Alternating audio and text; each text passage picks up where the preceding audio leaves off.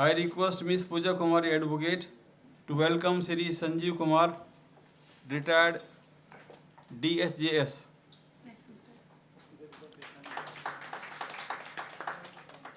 Our next speaker is Sri Sanjeev Kumar, retired DHJS. Before he starts his speech, I request Sri Lakhan Singh to introduce Judge Sahab to the august gathering. Sri Lakhan Singh.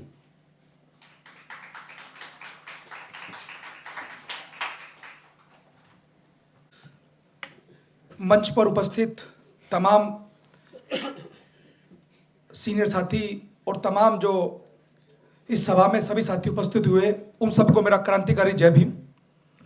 साथियों, मैं संजीव साहब को मंच पर बुलाने से पहले मैं थोड़ा सा उनके बारे में बताना चाहूँगा। मान्यवर संजीव साहब 2003 के अंदर दिल्ली के अंदर जज लगे, और जब दिल्ली के अंदर जज लगे तो लगातार जुडिशरी सर्विस के अंदर आए, और जज के रहते हुए मैं आपको थोड़ा सा इनके बारे में इसलिए बताना चाह रहा हूँ कि लगातार तमाम एडवोकेट, तमाम जजेस, समाज के अंदर जैसे भी बात चल रही थी मन की, कि भाई मन में अगर हो तो सब कुछ हो सकता है। और साथियों, ताली बजा के मैं चाहूँगा स्वागत करें माननीय संजीव साहब का। मैं संजीव कुमार साहब से निवेदन करता हूं कि UGC university grant commission equity regulation 2026 की समीक्षा करें और हम लोगों का मार्ग प्रदर्शन करें। Thank you.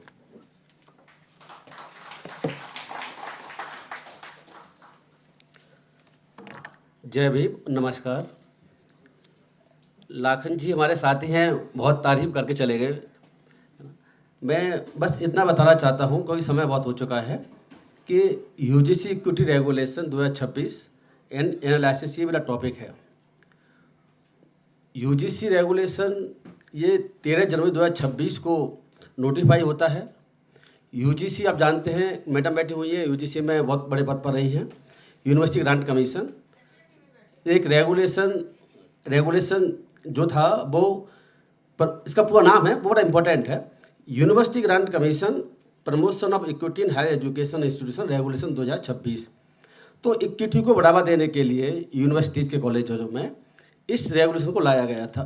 ये 2012 में पहले भी था, थोड़ा चेंज करके इसको 2026 में लाया गया है। तो इसमें दो बातें बड़ी इंपॉर्टेंट हैं। समय बहुत ज़्यादा नहीं है क्योंकि 6:20 का समय था, मैं 7:30 में वैसे ही बोलना शुरू किया है। दो बातों का विवाद रहा। मैं उस विवाद पे जाने से पहले, क्योंकि विवाद से ही समझ पाएंगे कि आखिर रेगुलेशन का विवाद दो देश इस वक्त दो धड़े में बटा हुआ है इस रेगुलेशन को लेकर के। एक धड़ा ये कहता है कि रेगुलेशन ये हमारे अगेंस्ट हैं, विभेदकारी हैं, जाति के आधार पर हमारे साथ भेद करते हैं। दूसरा कहता है कि ऐसा नहीं है, किसी के साथ भेद नहीं करते, और जिनके साथ भेद पहले से होता रहा है उन्हीं के भेद खत्म करने के लिए लाया गया है। ये मेन इश्यू देश में चल रहा है और अभी भी जारी है और लंबे समय तक चलता भी रहेगा, क्योंकि सुप्रीम कोर्ट अभी हाल ही में डिसाइड करने के मूड में लगता नहीं, और आगे जो भी होगा उसके आगे ही विवाद चलता रहेगा। ये विवाद खत्म होने की संभावना मुझे कम नजर आती है। तो उससे पहले मैं इस पर चर्चा करूं, उससे पहले मैं दो बात जरूर कहना चाहूँगा कि मेरे विचार थोड़े डिफरेंट हैं। हो सकता है आप लोगों को गलत लगें, लेकिन मैं अपनी बात, क्योंकि मुझे अधिकार है राइट टू कहने का, एक्सप्रेशन करने का, आर्टिकल 91 के तहत बाबा साहब की बात और बुद्धा जी की बात बहुत चल रही, तो मैं उसी का अधिकार का प्रयोग करते हुए अपनी बात जरूर रखूँगा, चाहे किसी को गलत लगे चाहे सही लगे, मुझे इसकी परवाह बिल्कुल नहीं है। पहले तो हम ये जानना चाहेंगे कि क्या SC, ST और OBC के लोग ही डिस्क्रिमिनेशन के अगेंस्ट ही डिस्क्रिमिनेशन जनरल वाले करते हैं, या ये भी संभव है कि ये अपने अंदरूनी डिस्क्रिमिनेशन करते हो और ये जनरल वालों का डिस्क्रिमिनेशन करते हो? क्या संभव है? क्या ऐसा देश में होता है? मैं पहले के जवाब दें, क्योंकि हमारे जो चीफ गेस्ट साहब बैठे उन्होंने एक बात कही थी। क्या कही थी? कि जाटव कम्युनिटी वाल्मीकि कम्युनिटी के साथ संबंध बनाना नहीं चाहती। तो देखिए, अब मैं आगे आता हूँ क्योंकि समय बहुत कम है। ये जो इक्विटी रेगुलेशन है, इस रेगुलेशन में जो बात समझने की, जो मैं समझ पाया हूँ, दो तरह की बात है कि एक तो है कास्ट बेस्ड डिस्क्रिमिनेशन और एक है सिर्फ डिस्क्रिमिनेशन। इसी में विवाद है और कोई विवाद खास नहीं है। सबसे बड़ा विवाद यही है कि जब डिस्क्रिमिनेशन वर्ड का इस्तेमाल है इसमें, तो कास्ट बेस्ड डिस्क्रिमिनेशन कहाँ से आ गया? और कास्ट बेस्ड डिस्क्रिमिनेशन जो होता है इसकी परिभाषा के अकॉर्डिंगली वो सिर्फ on the basis of caste और ट्राइब भी इंक्लूड है। Against the member of the schedule caste, schedule tribes and the other backward classes. खाली 3 लोग कैटेगरी हैं, उनके अगेंस्ट ही कास्ट बेस्ड डिस्क्रिमिनेशन हो सकता है। ऐसी इसकी परिभाषा 3(1)(c) कहती है। लेकिन 3(1)(e) समझने की ये जो कहती है कि डिस्क्रिमिनेशन क्या होता है।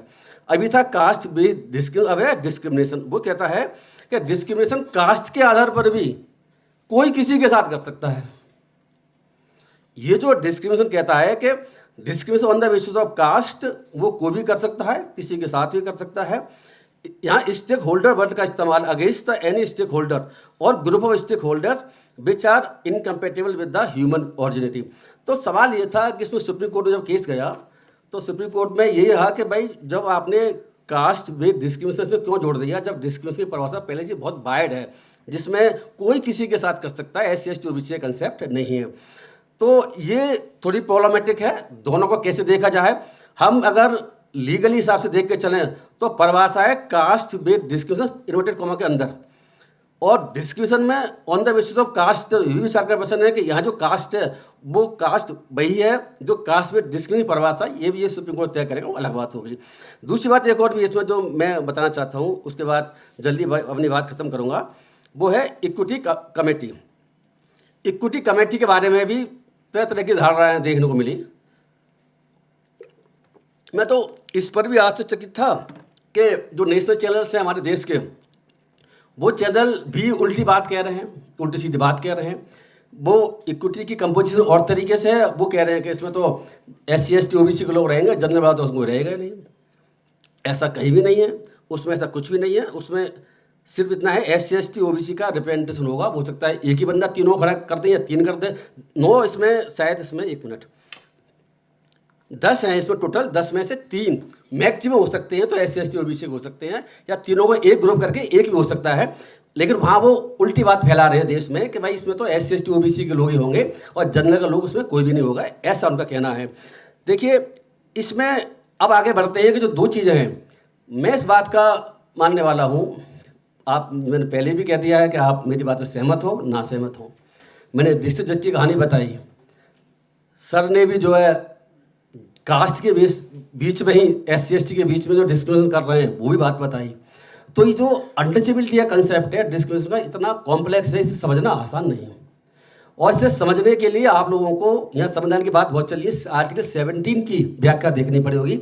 आर्टिकल 17 जब बन रहा था, जब उस वक्त संविधान सभा में डिबेट चल रही थी, आप उसे देखेंगे तभी जान पाएंगे कि आखिर ये अनटचेबिलिटी का कंसेप्ट इंडिया में कितना कॉम्प्लेक्स, इतना समझना आसान नहीं है। हम जो समझते हैं उससे बड़ा कंसेप्ट है ये। तो मैं रिक्वेस्ट करूँगा कि उसको भी पढ़ें एक बार और फिर समझने की कोशिश करें कि आखिर ऐसा क्यों। मैं इसके लिए इसीलिए कह रहा हूँ कि आर्टिकल 17 के लिए, तो आर्टिकल 17 में अनटचेबिलिटी अपराध थी। जब अपराध थी तो उस स्थिति में अपराध बनेगा कैसे? तो कोई एक्ट पास करना पड़ेगा, सिविल लॉस एक्ट को और पड़ेगा 1955 को।